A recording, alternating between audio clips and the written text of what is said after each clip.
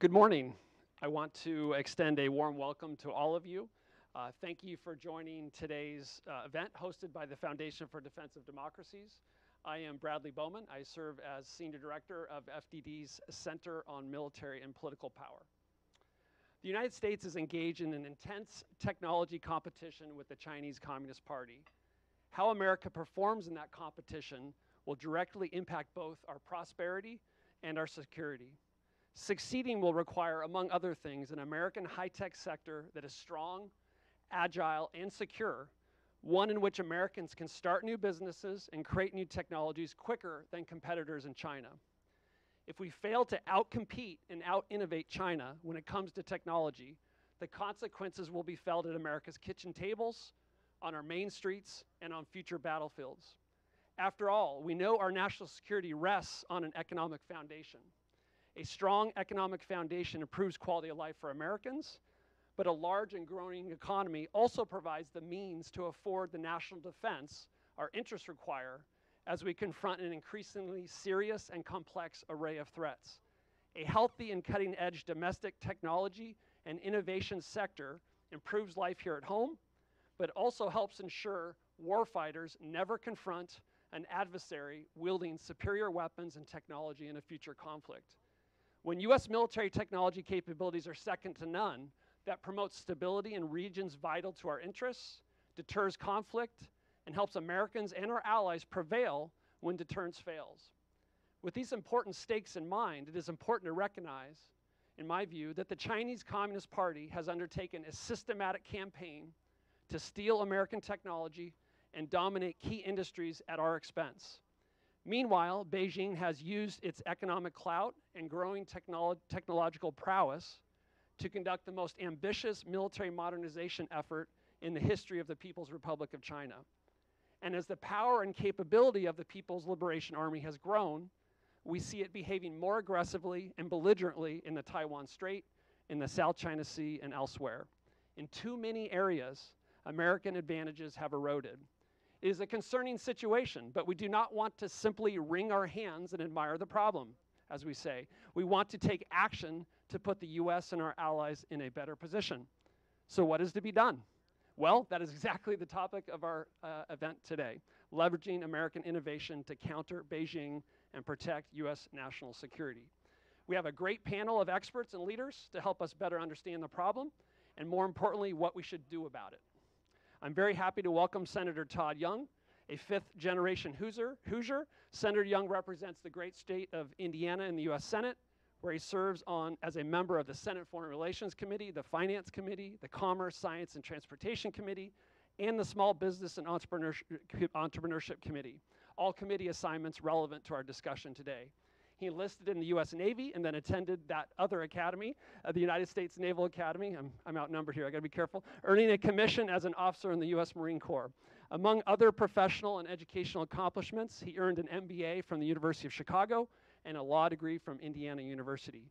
He ran for Congress and won 3 terms representing Indiana's 9th district before winning election to the U.S. Senate in 2016. On a personal note, after his election to the Senate, I was privileged to serve as Senator Young's National Security Advisor for 2 years, from January 17 to January 19, supporting his great work on the Senate Foreign Relations Committee. I found Senator Young to be someone who did his homework and worked tirelessly in pursuit of good policy in the interest of Hoosiers and all Americans. Perhaps that is why Senator Young was appointed earlier this year as a member of the National Security Commission on Emerging Biotechnology. It is not surprising that Senator Young has helped lead bipartisan legislative efforts to put the United States in a better position in our technology competition with China. Senator Young, welcome, and it's good to see you again.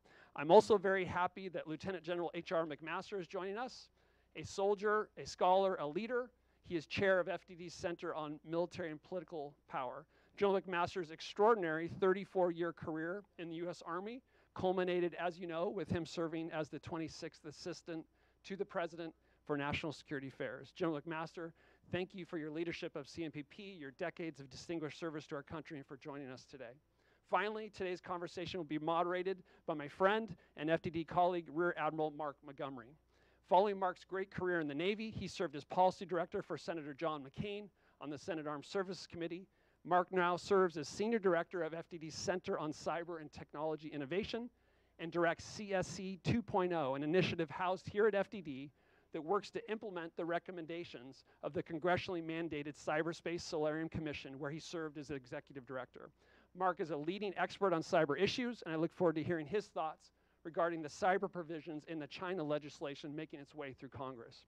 A few quick words as I move to conclude about FDD before we get started. FDD is a nonpartisan research institute exclusively focused on national security and foreign policy. FDD houses 3 centers on American power that promote the use of all instruments of American power and produce actionable research and develop policy options to strengthen U.S. national security. FDD proudly accepts no funds from foreign governments. For more information on our work, we encourage you to visit our website, fdd.org. You can follow us on Twitter @FDD. By way of format, Senator Young and General McMaster will have a discussion for about 30 to 40 minutes with Mark, and then we'll turn to the questions over to our audience here today for the remainder of the event. I will note that the entirety of today's event is on the record and is being live streamed. Mark, over to you. Thank you. Hey, thanks for that introduction, Brad. And I know we have a lot to cover, and so just a little bit of time, so I want to jump right in. Senator Young, you were the original sponsor of the Endless Frontiers Act in the Senate and the U.S. Innovation and Competition Act of 2021, and you're now a leading conferee on the Bipartisan Innovation Act of 2022. What motivated you to pursue such a sweeping piece of legislation? Well, thank you for the question, Admiral. I'm grateful to be here, grateful to FDD for providing this forum and providing such expertise on a whole gamut of national security related issues, and privileged to be here with my friend H.R. McMaster, General McMaster. Thank you for being here. So when I came into the Senate, I was very interested in the convergence between our nation's economic interests and economic policies on one hand and our national security policies on the other. It seemed to me, by observation, reading, and interaction with top officials, that the Chinese Communist Party had been, in particular, very intentional about advancing their national security interests in the economic realm. The United States, in previous years, I did not see as being as intentional. Much of that is informed by one of our strengths, which is our free market philosophy. We lay out the parameters, the framework within which a market can operate, which meeting individual consumer demand, household demand, and the demand of firms, and then we let them to go out there and pursue their self-interest. But that overlooks the obvious national security benefits to changing the framework parameters from time to time. So let me put a little meat on the bones of this skeleton. Our tariff policy, I think, was helpfully reviewed and, may I say, put into action in service of our national security needs during the Trump years. As were some export control policies. They were reviewed and changed. We did the same thing on a number of different fronts, including our financial markets, and innovation policy is one of these many sort of economic tools. But I didn't see things synthesized in a coordinated, comprehensive, and cohesive way. I thought we needed a national economic security strategy. I began shopping around this idea, and I found that scholars on the left and right agreed with this.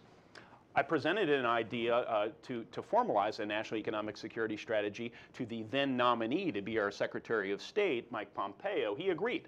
We should do it. So having his public commitment, I moved forward, and that national economic security strategy became a global economic security strategy. It was operationalized by Undersecretary for Economic Affairs, Keith Kroc, within the Trump State Department, and they began building it out, and I thought that was incredibly helpful.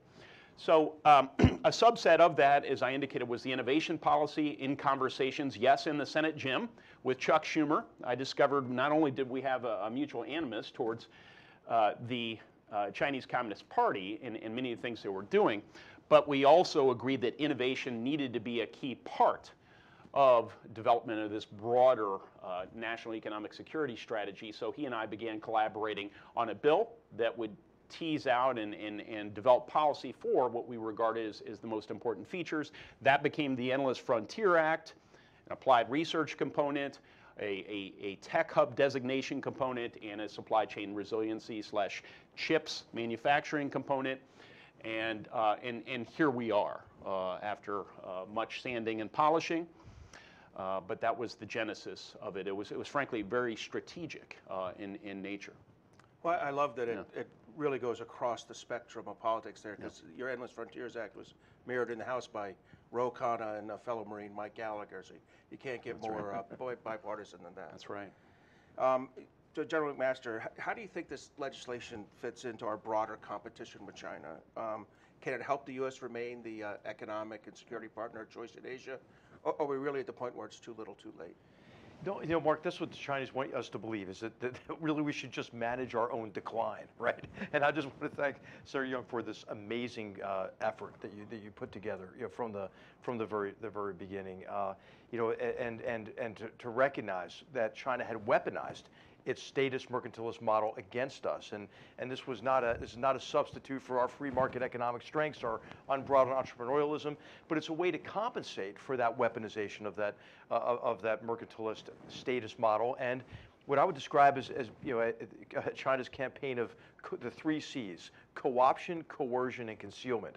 Co-opt countries and companies with the lure of profit making or the lure of Chinese investment, and then once you're in, once they've got you, dependent on it, then coerce you to adhere and support their foreign policy, and then to conceal all of this, you know, as just normal business practices. Well, it's not normal business practices because, as we know, every Chinese company has to act as an arm of the Chinese Communist Party.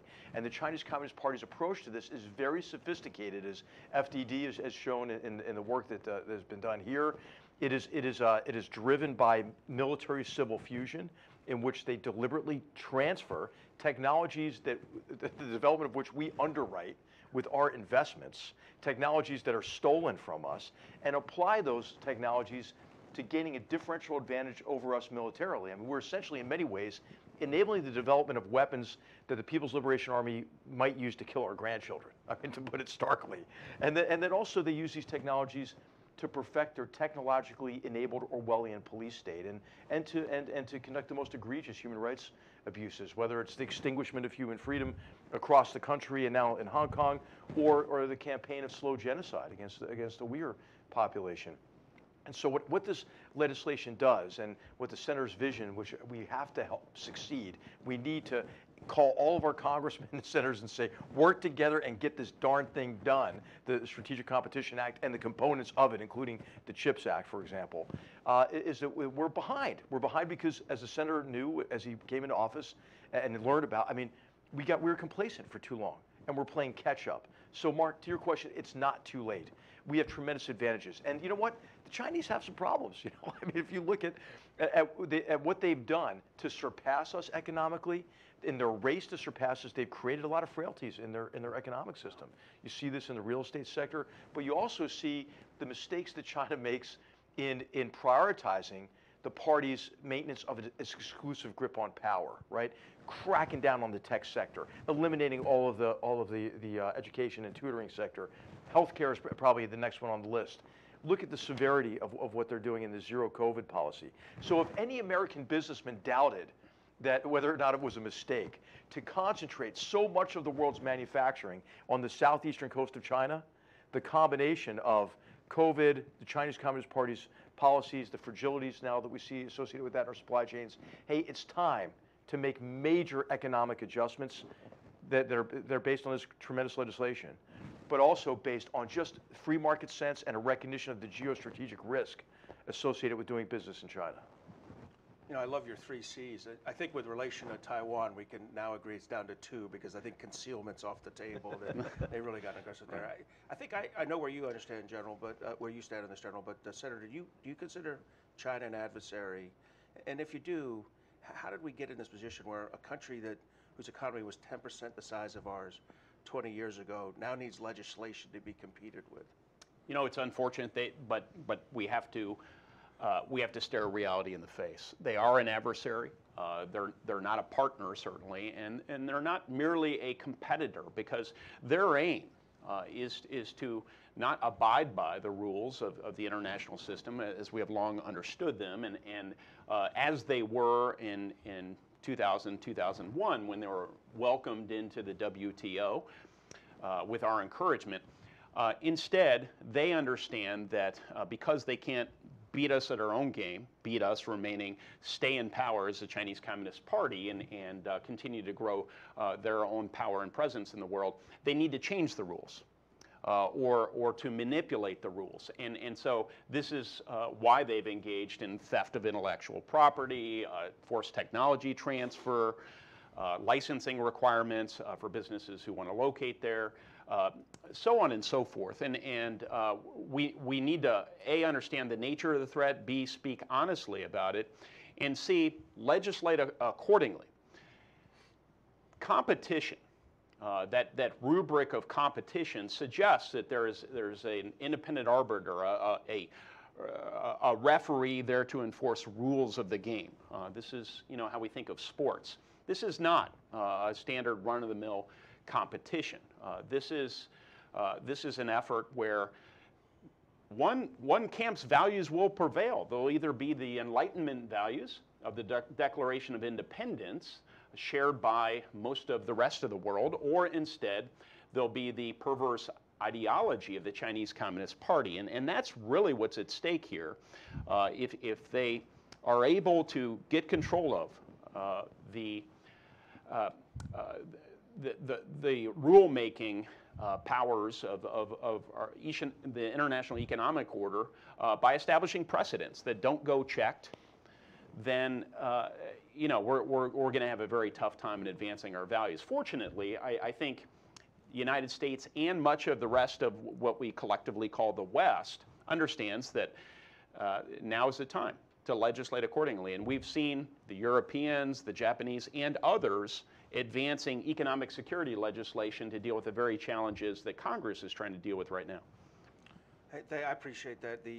I'm thinking in that 2,000 pages of the bill you're working on are 3 or 4 great small provisions about that authorize and resource state and commerce to participate at the International Telecommunications Union, at WIPO, the World Intellectual Property, Yes. At these places, because we have been, for the last 20 years, the Chinese have done a masterful job of removing Western leadership of those organizations. These standard-setting bodies, right? I mean, if you can establish the standards in a way that are consistent with your own values and your own interests, you've won more than half the game. So I agree, those are really important features to this legislation. Yeah. And that's the innovation I think that's in it, is that when you look through this bill, it's not just chips and endless frontiers.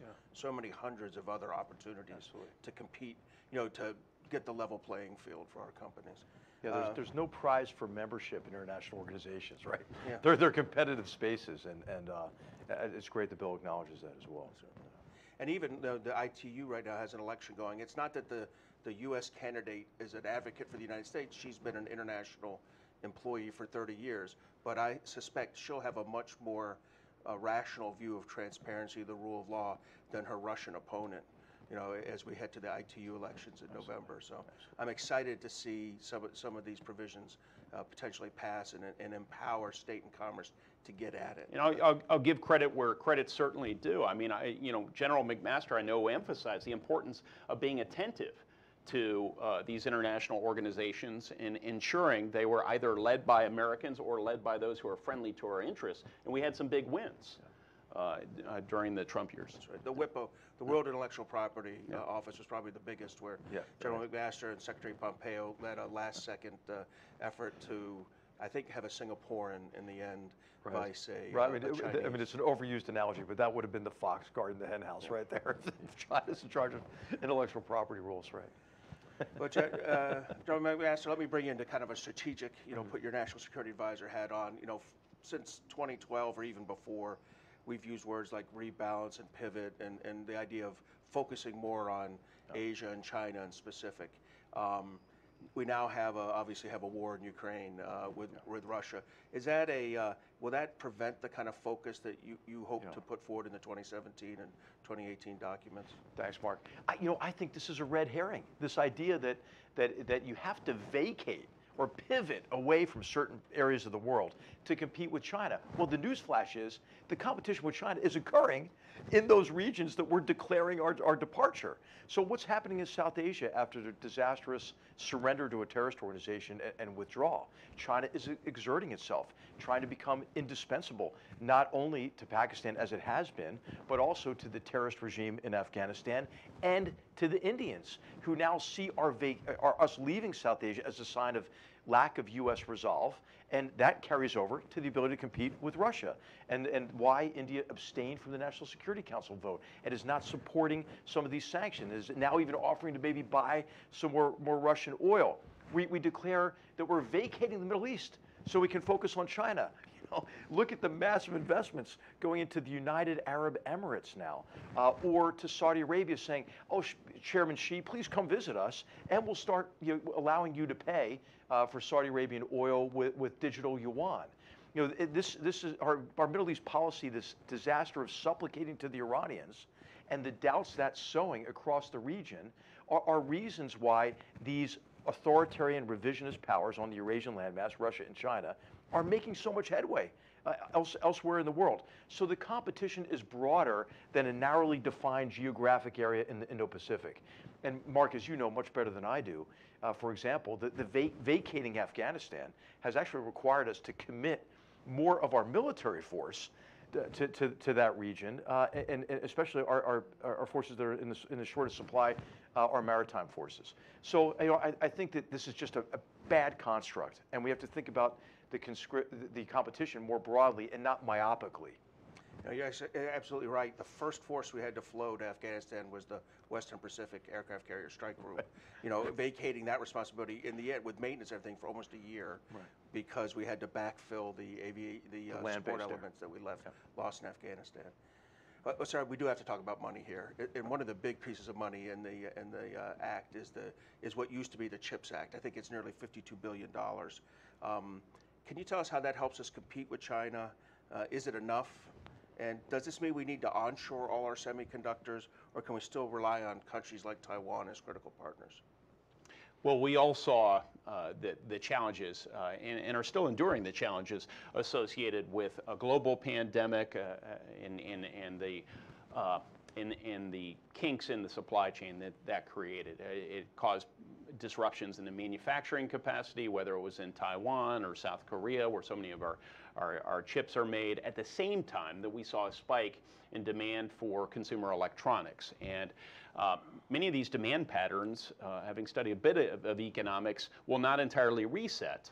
And so we have to prepare for these surges in either demand or interruptions in capacity in the future, whether it's on account of natural disasters or geopolitical events, like the Chinese making a move on Taiwan, for example. We are preparing to incentivize chip manufacturers to come here through the CHIPS Act, $52 billion, which is what was authorized in the National Defense Authorization Act. This would now fund that, analogous to what a governor does to attract employers into their area. It's worth noting that not only does Taiwan make it advantageous from a tax and economic standpoint to have companies locate in their country, but South Korea is doing the same thing. So many other countries are racing into this game. The Europeans have passed some CHIPS legislation. The Japanese are poised to. China is notably poised to do the same.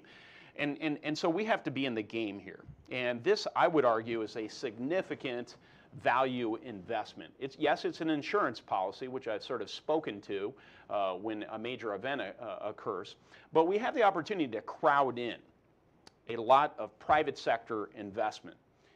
$50 billion, as I've talked to business leaders and others, can result in over a period of 10 years, 19 additional fabs created in this country and the crowding in of $280 billion in private sector investments. Now, we can survey the entire gamut of federal investments, and I think we would be hard-pressed to see a lot of investments that have that benefit-to-cost ratio. So massive value proposition, and it's time to act now. I love the idea of leveraging our partners, our European and North Asian partners as well in this. They need to be part of it. And to the second part of your question, we don't have to be self-sufficient for many things. There are some things on which we do need a domestic capacity, I would argue. Some of the very high-end chips that go into our missile systems, for example, it would be nice not to be reliant on other countries for those. But if we can rely to a larger extent on trusted partners in safe locations, we of course want to do that as well, consistent with our economic interests. We don't want to overspend for things that we don't need to. And this provides an opportunity. This what was once called Endless Frontier Act, now USICA, an opportunity to stitch together our economic policies with other allies so that collectively we can advance our shared value system, standards, desired standards, and interests when it comes to economic resiliency. And we have a number of mechanisms within this legislation to crowd in treasure, to crowd in talent from other countries, and to partner with them on development of future national economic policies. HR, this seems like some pretty meaty, kind of targeted industrial strategy or policy. Do you think we need to onshore the semiconductor chain, or do you think it's something that we can still maintain with partners and allies? And if so, how do we determine who those are? Yeah, well, we need to onshore them, or Secretary Yellen has said recently, Secretary of the Treasury, friendshore is the term that she used, which reinforces the senator's point here. I think that this is something that has to be done because what happened is we became too biased in favor of efficiency over resilience in our supply chains, and this is sort of unchecked globalization based on the underlying assumption related to China policy for far too long, at least since the end of the Cold War, that China, having been welcomed into the international order, would play by the rules rather than try to undermine them and rewrite them. And then as China prospered, it would liberalize its economy and it would liberalize its form of governance. It would compete with us fairly. But what's happened is China has actually done everything it can to get a grip on some of these critical supply chains that are associated with the emerging global economy, but also in defense as well. This is the Made in China 2025 program and the part of the military civil fusion program. And what China has done is raced to gain not only a preponderant influence and over manufacturing of some of this equipment and hardware, but all of the upstream components like rare earths mining and refinement and so forth that are critical to semiconductors we're talking about, the silicon and so forth, but also critical to battery manufacturing, right? We're trying to organize a major shift to renewable energy. That's a heck of a lot of batteries. It's also a heck of a lot of magnets. How many batteries and magnets are made in the United States? Well, just about zero. How many are made in China? Probably most of what we need. And so what we have to do is not trade. Remember our old reliance on Middle Eastern oil in the 1970s and what a strategic risk that is. We're about to trade that old risk for a new risk on supply chains that run through China in particular. And so this is not a case, I don't think, for industrial policy that stifles our free market advantages. This is a case to take examples like 5G communications. What did Huawei do? They stole intellectual property from Cisco and other companies. They then subsidized that company with $60 billion to produce that equipment and hardware at artificially low prices, dump it on the international market, and drive our telecom companies out of business. The same thing has happened with solar manufacturers and wind turbines, and I mean, you name it. It's about to happen to Elon Musk. I hate to break the news to him. Tesla and battery manufacturing in China. So we have to recognize that the quotation attributed to Einstein, the definition of insanity is doing the same thing over and over again and expecting a different result, right? Well, I mean, we've been fleeced so many times by the CCP and the companies that are acting as an arm of the CCP that it's time to do business differently and to catch up in terms of some of these vulnerabilities and these very fragile supply chains that are critical to our way of life. As Brad said in the introduction here, this matters to every American. That's great. That went well beyond the semiconductors, and it really addresses almost all those technology issues that we're facing with China. I will say I like the term friendshore a little more than integrated deterrence. I think I understand it a little better. Yeah. Hey, another part of the bill, integrated deterrence just does everything, though. Yeah, I can't imagine that. You can put any adjective you want in front of deterrence. Yeah. Another great part of the bill is the American Drone Security Act or Security Yeah. Drones Act. You know, it really is about addressing the challenges we see from Chinese drone makers. What's the scope of this? Do you think it could be maintained in the bill? Yeah, short answer is yes, I do.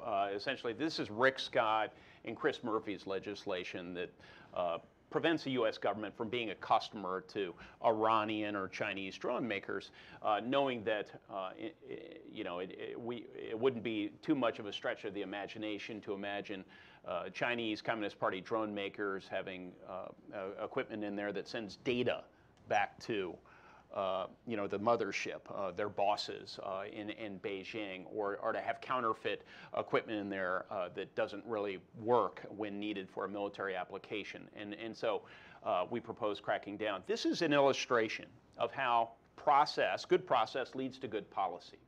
We saw 68 bipartisan votes for this sweeping China competition bill. And the reason we got 68 votes is because, I commend Senator Schumer for following what we've long called regular order. It's an imprecise term, but it essentially means having extensive public hearings through the committees of jurisdiction and markups and the opportunity to offer amendments, and you get buy-in from members when you do that. And so we consistently did that. We considered hundreds of proposals, including this proposal related to drone technology, and it's led to a much better, more comprehensive work product. Well, just for a moment, I'm going to ask General McMaster to put his fatigues back on. As a warfighter, can you imagine anything you'd want more than having 1,000 U.S. drones mapping the Chinese infrastructure, the pipelines, the electrical power grid, and then sending the information back to you each night?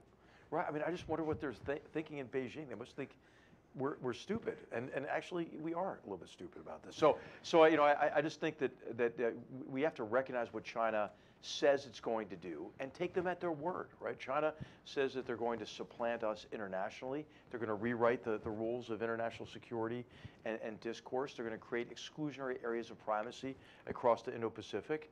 And they're going to do that through a broad range of means, and part of it is this data strategy, to suck in as much data as you can, and then be able to access that data through advances in quantum computing, which are receiving massive subsidies from the Chinese Communist Party, and to use that to gain economic advantage, but also military advantage, such that they can blind us, but they'll still be able to gain access to the intelligence that's necessary to threaten our forces.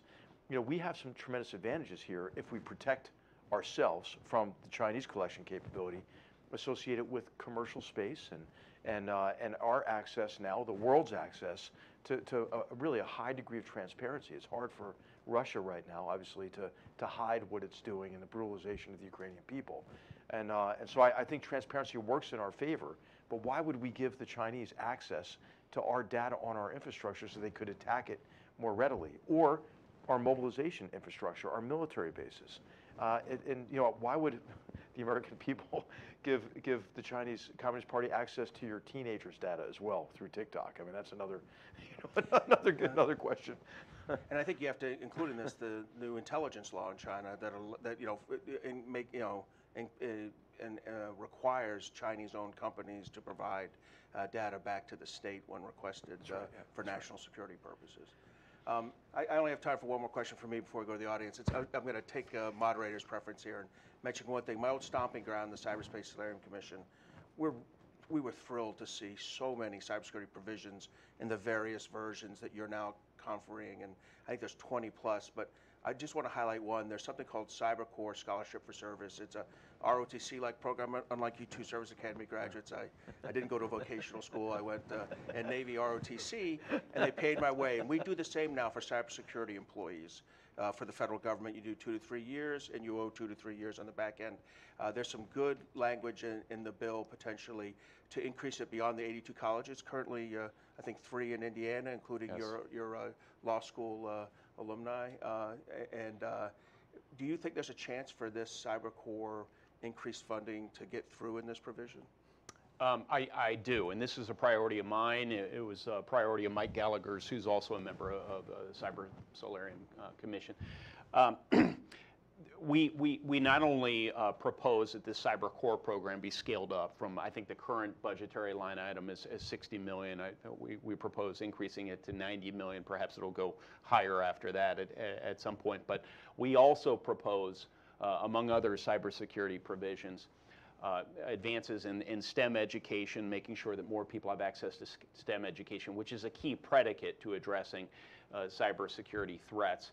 And also additional engagement in some international forums, back to the international component of this, that allows us to collectively work with allies and partners on addressing cybersecurity threats. So I think this will remain a priority. It's something we're especially attentive to right now in the midst of the Russo-Ukrainian war and the vulnerabilities that have been highlighted in the open press. I think secretly members of the Cyberspace Slam Commission would like to see a little bit of Russian attack on the U.S. infrastructure, just to remind people we need to make these investments. But, I'm not prepared to endorse that, but and hey, and Mark, I just want to say you did a great job with that report. I mean, it is thorough. It's detailed and specific in terms of recommendations. I mean, it was really tremendous work. You know, I think cybersecurity is truly one of the nonpartisan issues that we see in Congress, and I don't even say bipartisan. It's removed, and how someone votes is often based on whether they were governor or not, as much as whether what party they come from. So it's really been a good experience. So I think we want to take questions from the audience. If you all raise your hand, we have a mic we'll bring you. And it's like a real audience. How cool is that? Yeah. I'm trying to remember when the last time I was in this room. It was right before. I have other personal questions I can ask if you guys don't want to. And I thank members of the media for being present. I really do.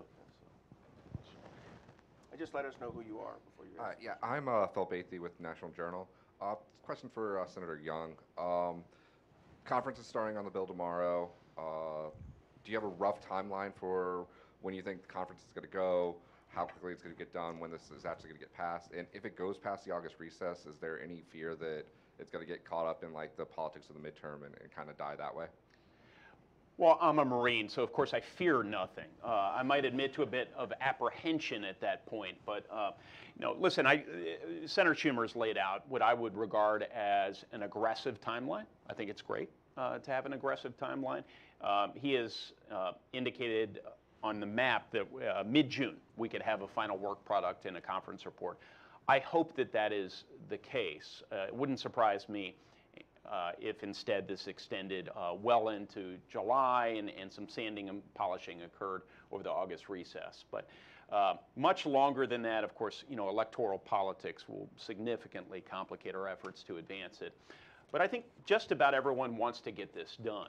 I haven't heard a whole lot of critical review or constructive feedback that indicates we should go another direction. So as I move forward and we try and advance something resembling what the Senate passed, that bipartisan product, I hope that we can get everyone's ideas in fairly short order and be done. Maybe mid-June, we'll stick with that, but certainly by the August recess.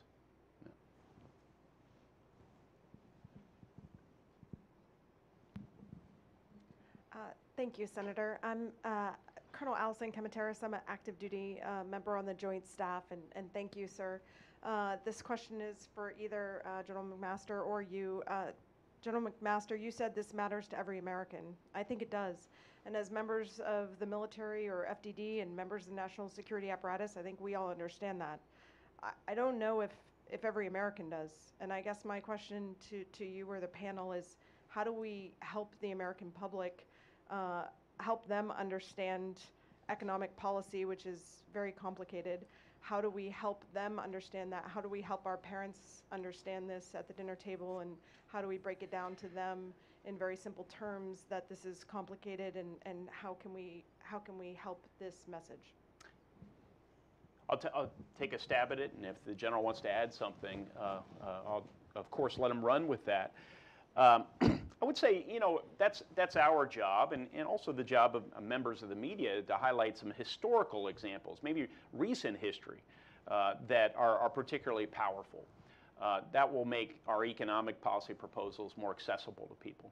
I think I'll be talking back home about how the General Motors plant in Fort Wayne, Indiana, idled recently because we didn't have a sufficient supply of chips. I'll be discussing how in Indianapolis, Indiana, where Eli Lilly is headquartered, they had a really powerful partnership with Genentech years ago on developing a biotech industry. It was the genesis of biotech when Genentech brought their research, much of which had occurred at the federal level prior to their innovations, into the private sector, and it's led to tons of wealth for people over the years. So I'll be reminding the American people in a pretty accessible way about why this is so important. A big part of the bill is investment in our people.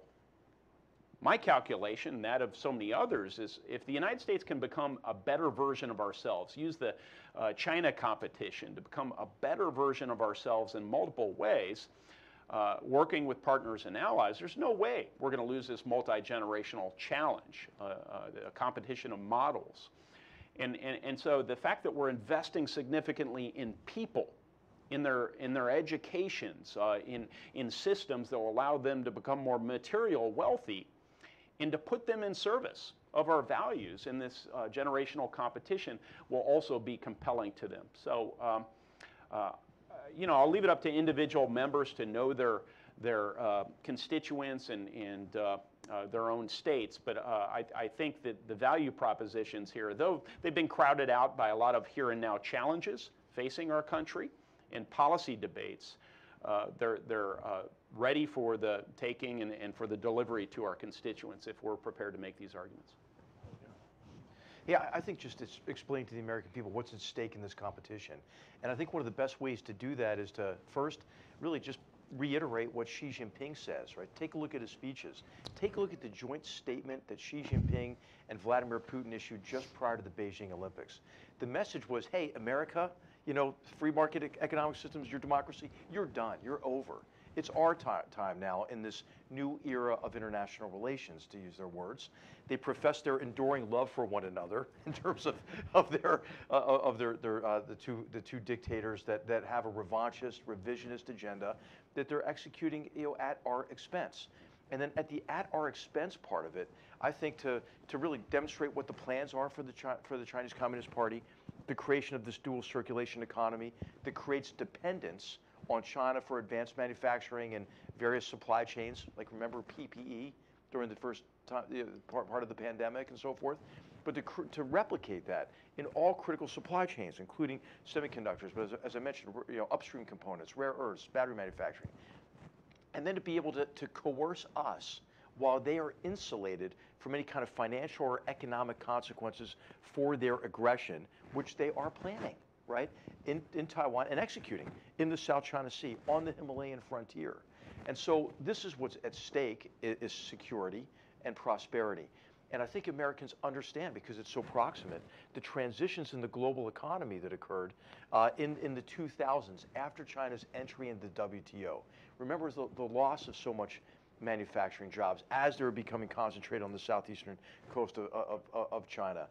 How many people and communities were left behind in that transition. That's not to recreate those old jobs, but it's to recognize that that was an artificiality created by us treating a statist, mercantilist economic model like it was a free market economy. And I think giving specific examples of certain companies and the theft of intellectual property and the need for us to protect more. These are all competitions that are playing out in the private sector. That's why Americans have to understand it. The competition in education, and make sure we have the engineers and the technicians and the code writers, who have the skills, the knowledge, the abilities to compete effectively. Understanding how our exports are helping the Chinese defense industry. That's why we need better export controls. Understanding especially how our pensioners' investments in pension funds for teachers and firemen and policemen and women, how that is the scaffolding, that financial scaffolding that's holding up the Chinese economic model. We're really underwriting our own demise. So outbound investment screening for that dumb money, but also for venture capital. Last year, U.S. venture capital firms invested $114 billion in Chinese tech startups. I mean, So, you know the old quote attributed to Lenin, the capitalists will sell us the rope with which we'll hang them? It's worse than that. We're financing China's purchase of the rope so they can hang us. Thanks. I think you each had great points there. You remind me that the Chinese are great at like actually saying out loud what their strategy is. If only you could read Mandarin, you know, they lay it out. And Senator, you brought up a great point, which, you know, when you're thinking about this competition, we have to invest in all three prongs: the technology, the policy, and the people. And we all get fixated on the technology, the 52 billion for this, you know, that, and sometimes the policy authorizing an agency to do that or this. But really, it's the people that backstop everything. And there are a lot of good people bills that involve money, but also involve, you know, trying to drive solutions in STEM and in other areas. So I really appreciate that aspect of the bill if we get it through by July or August or September. Yeah, listen, there's a happy coincidence here between domestic policy and our foreign policy. We're all familiar with the frustration, the apprehension associated with inequitable opportunity. I mean, you know, this global economy, because of the scale of it and the nature of it, doesn't pay, you know, sweat doesn't pay what it used to in relative terms. And opportunity is very much associated with where you grew up. Yes, I acknowledge that. And I think there are policy responses that need to be made to that. Well, let's double down in our investment in people and places, overlooked places like the state of Indiana that has not benefited handsomely from government as customer or government as investor over the years in basic technology. Let's invest in the people who populate these places. My constituents, many of whom are quite ambitious, very talented, incredible work ethics, they deserve the sort of investments that have been disproportionately channeled into a few pockets around the country. And the venture capital will follow, and we will grow at a faster rate. And so it's really remarkable when you think about the needs of our population domestically and the needs geopolitically. They are synced up. I know the administration has made much of coming up with a foreign policy that benefits the middle class. I think in many respects they've fallen short, but here we have an opportunity to do just that. Yeah. Thanks. So we have time for one more question, so please, Captain. Thanks, sir. Captain Bryce Mitchell. I'm with DIA's Director of Operations. My question is really the effectiveness of the DOJ's China initiative, and the administration's almost like rolling that back recently as it is designed to get after economic espionage and some of that tech transfer. Do you see that being, you see something coming along afterwards, and how effective was that as a policy? DOJ's policy and cracking down on the intellectual property theft. My own view is if something's a priority, you institutionalize it and you label it with a name that communicates exactly what it's for. So I think that the Trump administration had the approach right. I understand that the habit of administrations over my lifetime of coming into office, wanting to do something different, you know, criticizing the previous administration, but I think they'll be reconstituting this capability internally. I certainly am going to press them to do so. Do you have anything to add? No, I'll just say, I think one of the reasons why it should not have been controversial at all. Hey, Chinese Communist Party, don't steal our intellectual property and apply it to your defense sector and then to gain an unfair differential advantage over us. And let's investigate those useful idiots and active agents of the Chinese Communist Party who are aiding and abetting MSS agents and People's Liberation Army, individuals here in the United States. So that should not be controversial. What happened is China helped, I think, to create a narrative that this was anti-Asian somehow or anti-Chinese American, which is in effect, I think, a racist narrative. Because what it's saying is that some of our greatest citizens, right, Chinese Americans, are sympathetic to the Chinese Communist Party. Of course they're not. In fact, I believe that it's very important for us to say, and it takes longer to say, Chinese Communist Party instead of China, because the other part of the Chinese narrative is that we're just trying to keep the Chinese people down. That's not the case at all. We have a problem with the policies and actions of the Chinese Communist Party that affect our security, affect our prosperity, and our interests more broadly around the world. That's where the problem is, and that's what we ought to focus on. And you know, I don't believe that any peoples and are culturally predisposed toward not wanting a say in how they're governed, right? And it's their say in how they're governed, but I think all people want a say in that. That's what the Chinese Communist Party fears more than anything, right? And so I think that what we can do is protect ourselves, and that's justifiable. And by the way, I think what Senator Young should take credit for here too is his advocacy for immigration reform and to make it easier for H-1B and special benefit parole visas for those who are going to be part of this solution. Hey, let's affect the brain drain on China. If you are an employee of a U.S. or an international company who comes under the duress or coercion of the Chinese Communist Party, give that person and their family a visa to come to the United States. After the Tiananmen Square massacre, George H.W. Bush said, hey, if you're a Chinese student here, you can stay. 58,000 green cards, right? Because remember, much fewer number of Chinese students here at the time. So that's a big number. They became some of our most productive, creative citizens, right? So I think, some people think restrict immigration as part of the solution. No, more immigration. Is there a counterintelligence threat? Yes, that's what the FBI is for. You know what I mean? So the DOJs is for. I mean, so yeah, I mean, I would say we have to, I think of what are these kind of judo moves, and the senator's been a big leader on this, and I commend you for that, and I hope it gets traction. Well, the Chinese Communist Party used a term, they're afraid, and they are afraid. They're afraid that we're getting our act together with respect to this legislation. Jake Sullivan, as some of you will recall, visited with certain Chinese leaders early on in this administration up in Alaska, and one of the messages the Chinese leaders communicated to Jake Sullivan was, our system is superior. Our authoritarian systems and similar systems are superior because we are efficient. We have the ability to do important things in a way that your checks and balances and culture don't allow you to do so. We have an opportunity to show that our system is indeed superior. We're bringing all the people along with it. This is exactly why the Chinese Communist Party has literally lobbied against this legislation. Their embassy sent out letters to prominent business leaders here in the United States and said that passage of this legislation would be disadvantageous to their bottom line. So, as they say in the Marines, and I know in the Army, if you're taking flack, you know you're over the target. I appreciate that neither of you are passionate about this issue. Did we have one more question? We'll make it quick, all right? I'll try to make it quick. Brian, I'm an Air Force pilot and a fellow here, and I have kind of a two-part question that's related to the concept you've weaved throughout this of underwriting our own demise or beating ourselves. And so the first part is, if I respectfully share your skepticism that this may not make it through conference, is there a viable backup in the NDAA, which has consistently passed for 60 years in a row, albeit late most times, to get some of this stuff through? And the second part of the question is really, in this process, which you have, you said is bipartisan, have you seen that there is a willingness to change from some of the things that we've had trouble doing? I'll give an example that's parochial to both of us. The A-10 is just about as old as the P-51 would have been if we used it in Desert Storm, yet to recapitalize Fort Wayne is one example. We need to be able to right-size that fleet. Have you seen bipartisan support for changes like that are necessary to move forward in the competition?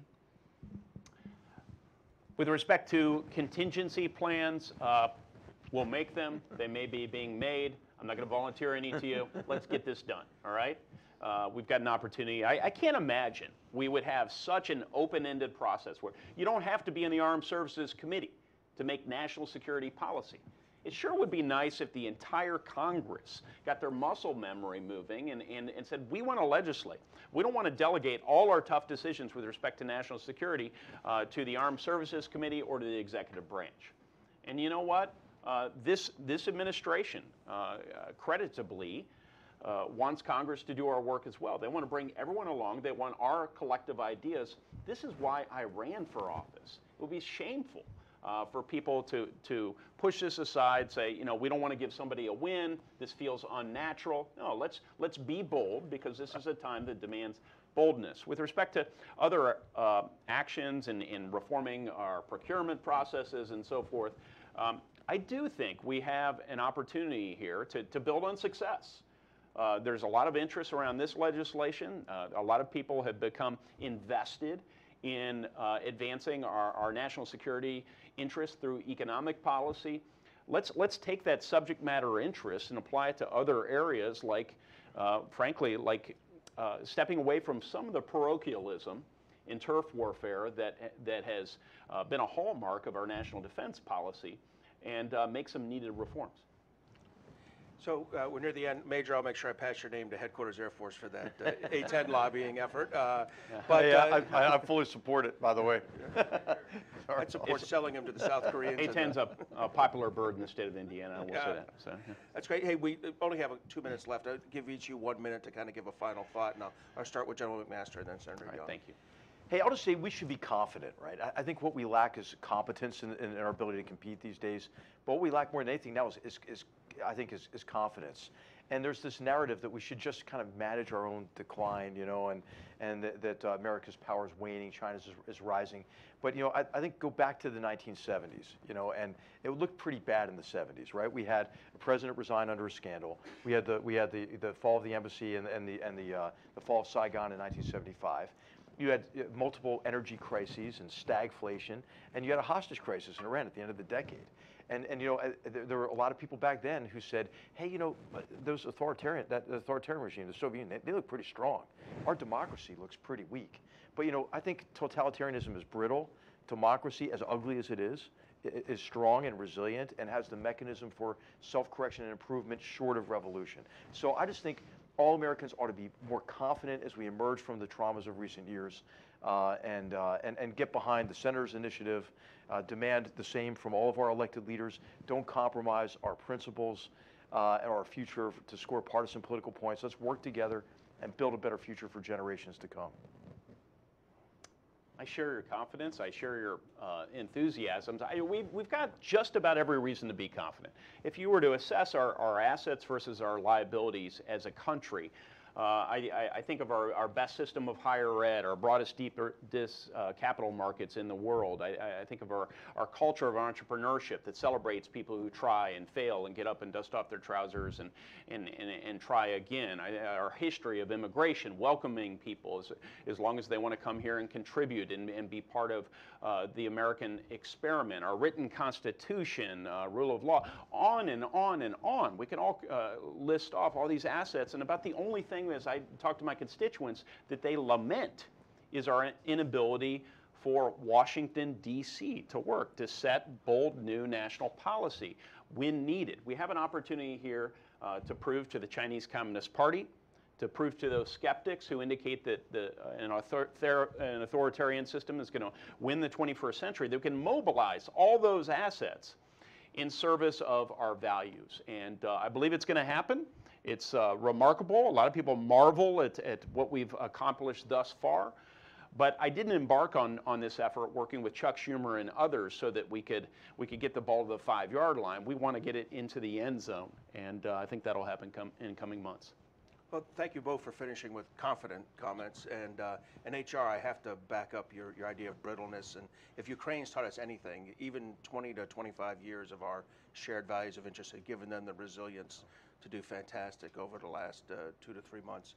Thank you, Senator Young. Thank you, General McMaster, for your service in and out of uniform and for joining us here today. Thanks to the audience for being here in person and online. And for more information on FDD and our latest analysis, we encourage you to visit fdd.org. We hope to see you again soon. Thank you. Thank you. Thanks, Mark. Thanks, everybody.